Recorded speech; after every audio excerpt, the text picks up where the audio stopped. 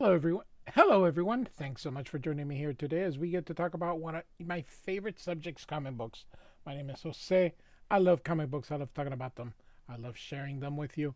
Feel free to follow me on social media if you would like. Links are in the description below. We're supposed to link to the DC fan site that I have plot synopsis and character bios for this issue. We're continuing our Inktober, and we are looking at The Dark Knight Strikes Again, number 2 of 3, written and drawn by Frank Miller. As I mentioned in the previous video, by the way, I have an Inktober playlist. This is the cover. This thing looks much better in black and white than it does in color.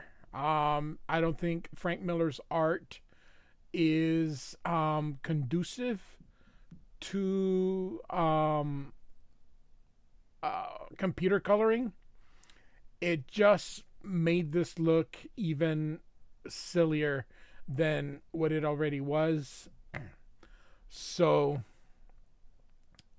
so this came out in early 2000. I think it came out in 2001.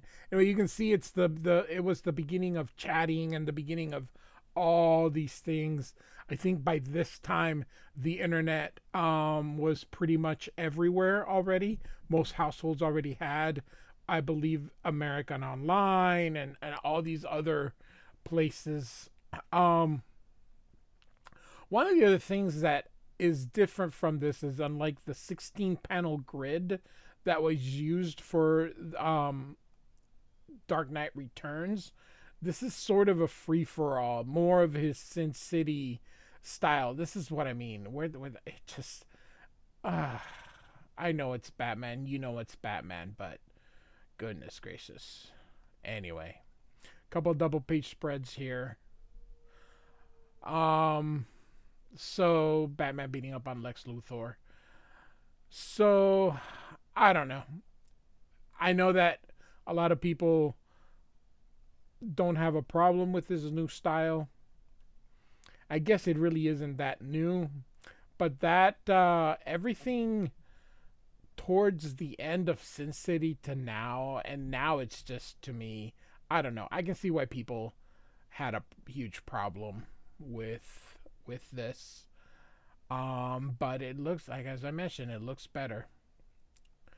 Um, I'm more of a fan of Frank Miller's early work, his Daredevil work, his Dark Knight Returns work. Even his writing was much better during that time. So sue me. I am just not a huge fan of his new stuff, but there's some pretty stuff in this, and I find this actually to be pretty in this. Um, so we showing a very beaten up um, Superman here, and one of the things that's so different is the characterizations that he chooses, how to portray Wonder Woman, how to portray Superman, excuse me, how he portrays Batman. Just, I don't know. And look how clean he is, and then he gets like the original logo here.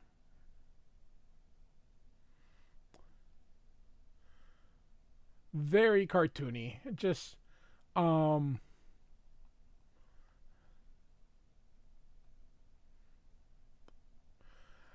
and the other thing I think people really liked is that there is not a lot of story. Like, he fills us up with a lot of this, like a lot of filler. This series is just full of pages of this, like, and I don't know. It just, for the amount of money that this cost when it first came out, if this book would have come out in this year, it probably would have been a $15 book.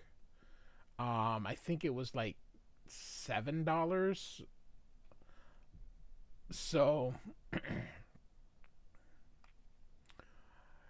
And so that's another problem that I have is that the dude just seems to, I don't know. And I guess when you've been writing and drawing, you have a fan base, but I've always felt that Frank Miller kind of treats his fans like crap. Like you would think you would want to do, I don't know, a better job. And maybe he thinks he's doing a really good job, but um I don't know. This is supposed to be Jay Leno. For those of you that are young.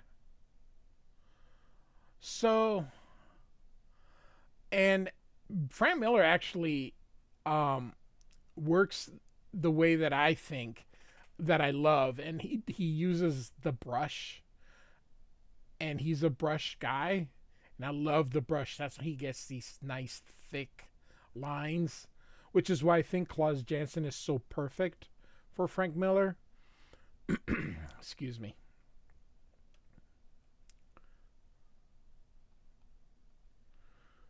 And so that little Catwoman is, of course, if you don't know, is this is Plastic Man. Is the girl that was Robin in the first book.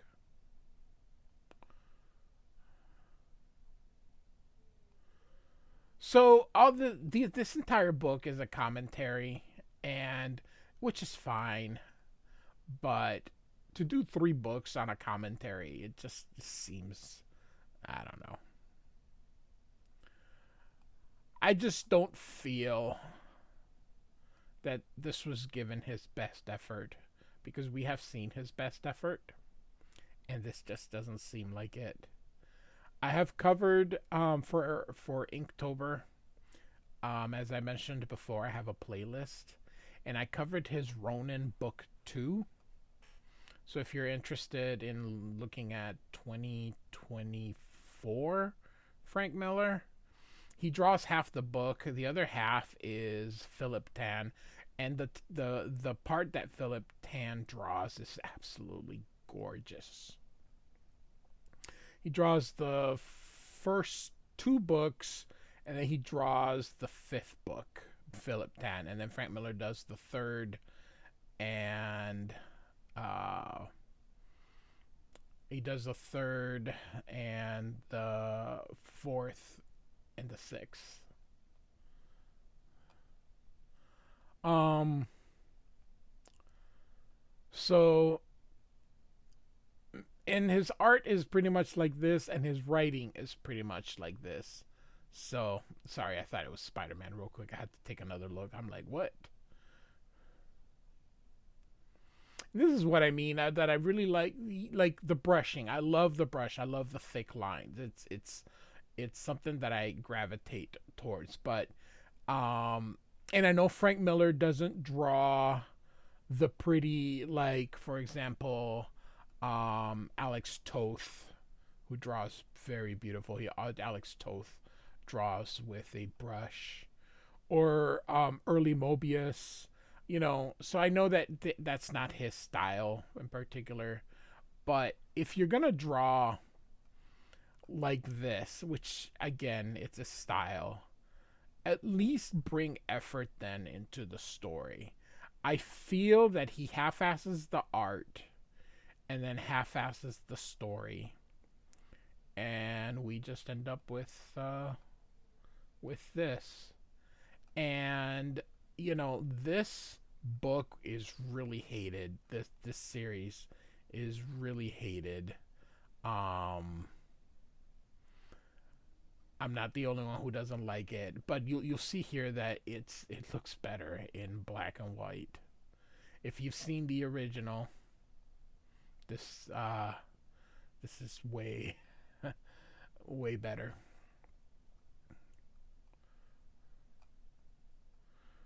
I actually haven't seen the colored version in a while because I always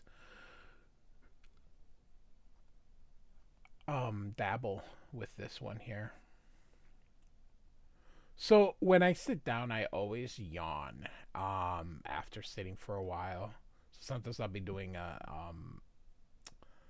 a book like this and I'll have to yawn. So sometimes if you hear a big moment of silence, like I don't know, 30 seconds or whatever, I'm probably yawning and I don't want to stop it. Sometimes I manage to pause it on time, but um I'm an old guy. I'm in my 50s, so I'm already set in my ways. You know, Frank Miller in itself can compose images. I just almost feel like if he would just put in just a little bit more of an effort, and if or at least in sorry, at least in the story portion of it. So here we go. This is the end of part two. So tomorrow we will do uh book three, and there we go, and conclude this. So, all right, Batman Noir: The Dark Knight Strikes Again, the black and white version. Like and subscribe. I do thank you for so much for listening. Goodbye.